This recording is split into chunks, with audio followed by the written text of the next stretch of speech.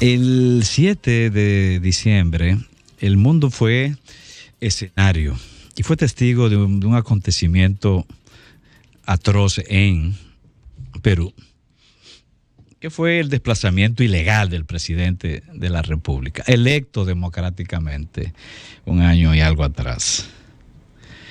En ese entonces había muchas celebraciones porque, bueno, este estúpido tenía que ser sacado, este carente de cerebro, este descerebrado, este analfabeto, este jodido campesino indígena que se atrevió a retar a las oligarquías de Perú y finalmente ganar, no podía seguir siendo afrenta para esa clase, esa élite que ha gobernado y ha dirigido no muy exitosamente a la República de Perú.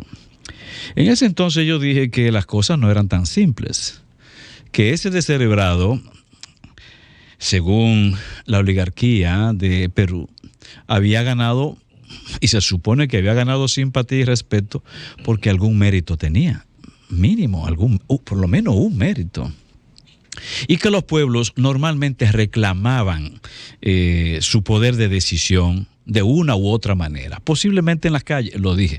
Y dije que en la suerte de Perú, y especialmente de Pedro Castillo, iba a depender de la actitud de la gente, de la respuesta ciudadana, de la reacción del pueblo peruano. Y efectivamente eso no tardó. Los pueblos reclamando su capacidad de soberanía, su condición de soberanía sobre su vida y sobre la historia. Ese, el gran soberano, es el que se ha tirado en Perú a la calle.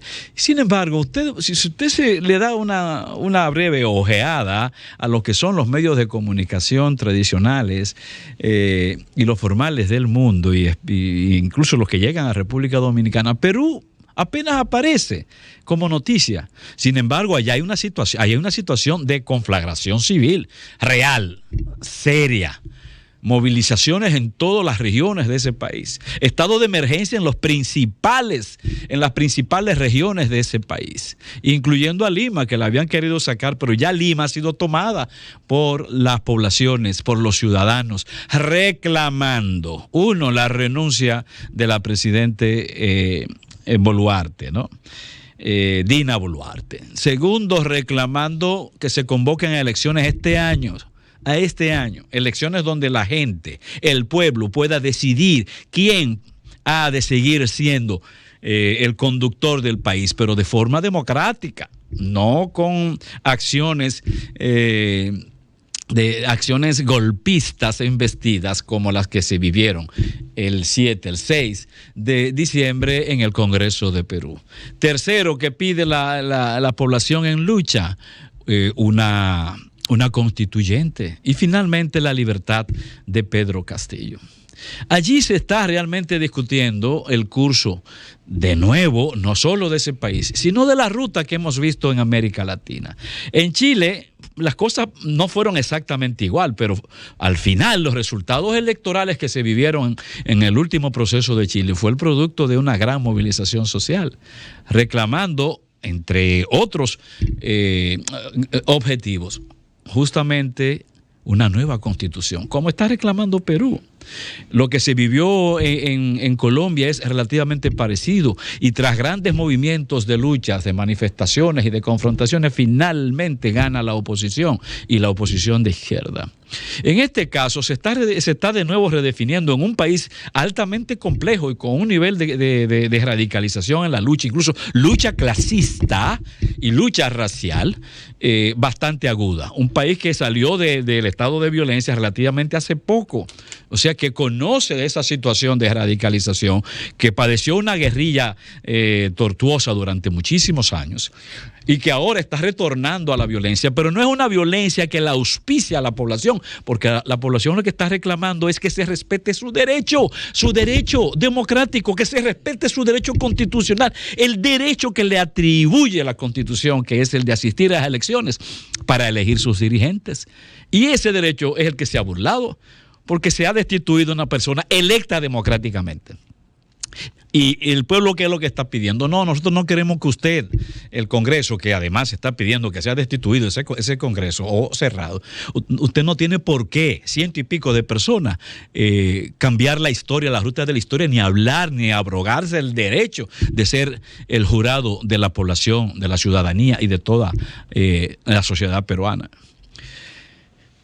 Lo que en Perú pasa, amigos y amigas, no es simplemente una confrontación política interna, ahí hay manos externas metidas.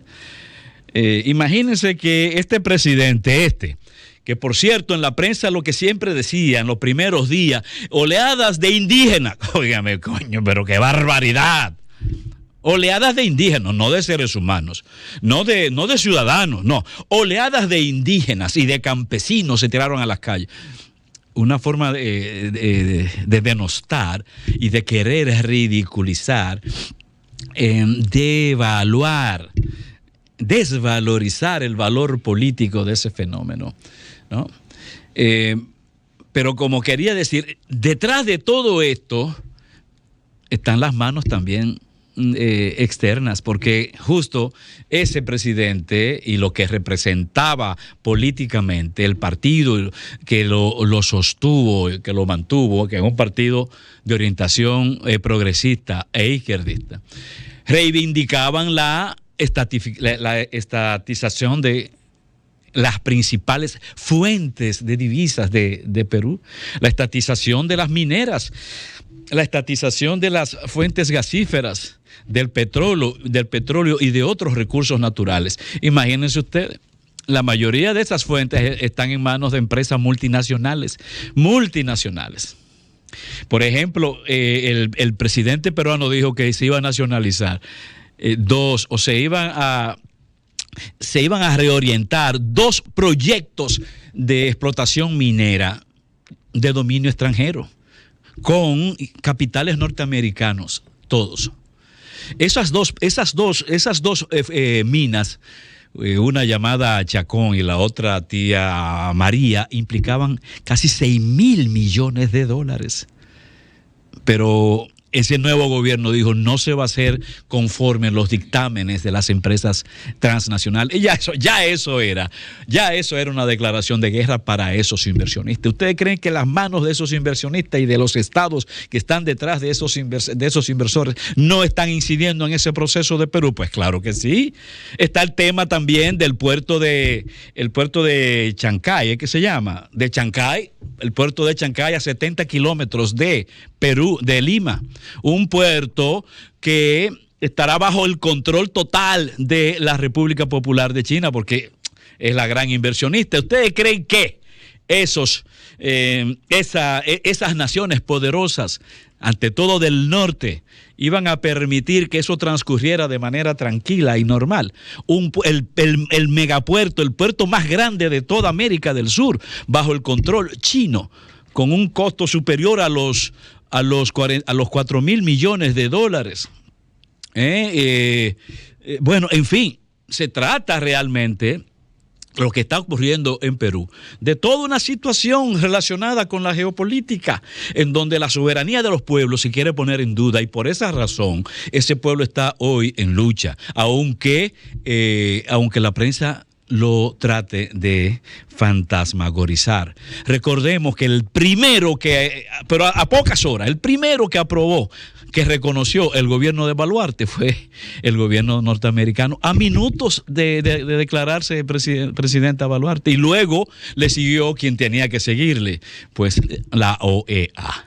Entonces, no estamos frente a un fenómeno simplemente nacional. Aquí se está tratando de evitar también que los pueblos latinoamericanos definan su ruta, la ruta que le toca y la ruta que le conviene. Síguenos en las redes sociales. Búscanos @Sol1065 FM. Lo mejor de nuestro contenido más cerca de ti. Sol 106.5. Una estación RCC Miria.